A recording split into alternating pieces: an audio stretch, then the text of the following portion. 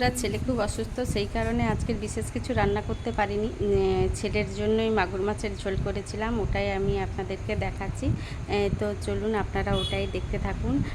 আসলে ও কিছু খেতে পারছে না, ও বলছে ওর গলায় ব্যথা আর মানে কোনো কিছু খেতে ভালো লাগছে না, খেলে বমি বমি ভাব হচ্ছে। তো কী বানাবো, কী করব, কিছুই যেন বুঝে পাচ্ছি না।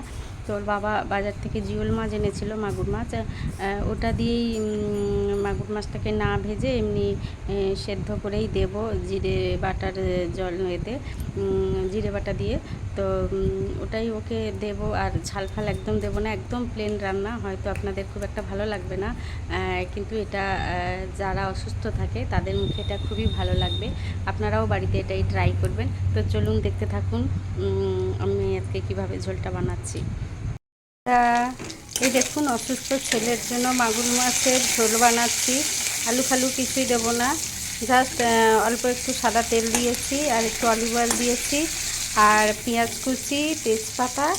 আর এই মাগুর মাছগুলো আমি আগে থেকে ভাজিনি, এই তেলের মধ্যেই হালকাভাবে নেড়ে নিচ্ছি।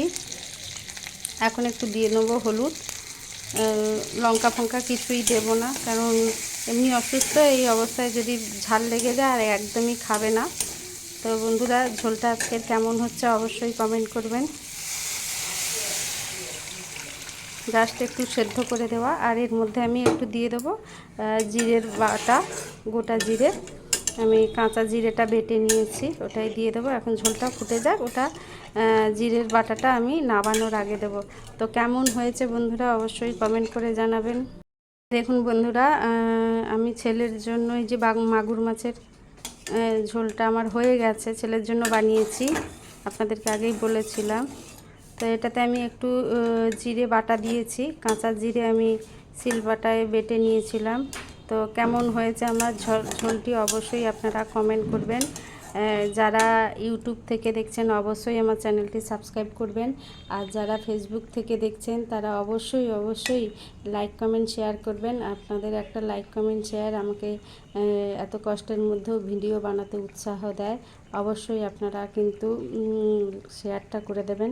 আমি দেখছি অনেকেই আমার ভিডিও দেখছেন, কিন্তু কেউ কমেন্ট করছেন না বা শেয়ার করছেন না। আমি দেখছি আমার ভিডিওটা প্লে হচ্ছে 1000 জনের কাছে, কিন্তু কমেন্ট আসছে মোটে 24টা কিংবা 25টা।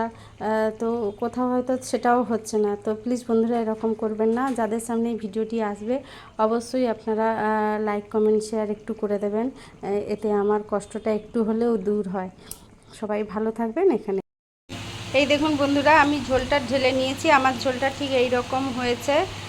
তো অবশ্যই আপনারা কিন্তু আমার কথাগুলো মনে রাখবেন, সেই মতো অবশ্যই একটু করার চেষ্টা করবেন, তাহলে আমার অনেকটাই উপকার হবে। আজকের মতো এখানেই রাখি, টাটা। সবাই ভালো থাকবেন, সুস্থ থাকবেন।